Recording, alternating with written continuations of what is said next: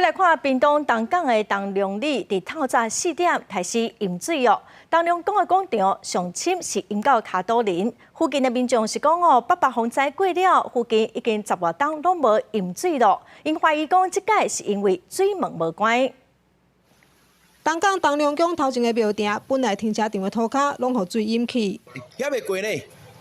民众发现水淹愈来愈悬，出门去看，水沟的排水孔都一直清出水。哦，迄海水，拢为迄人孔盖冒出来了。1号透早无风无雨，毋过拄着大涝，东港东良里海水倒灌，水淹上悬时阵到小腿肚。在地民众表示，北风灾了后，已经有10多年无出现淹水的状况，怀疑水门无关。安尼啊，几好，睇到今天我这里路边，再干贴大伊啊，啊无真正讲。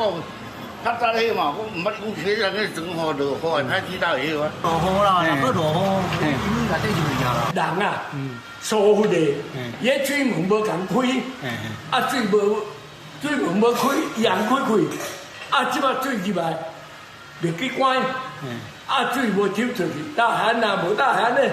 无落雨却大淹水，居民认为是水门的关系，抽水站的人员澄清。迄个伊个大溪哦，伊个伤过悬开哦，会满伊个电管迄个进去，迄个伤悬落安尼啊，阮拢有关啦。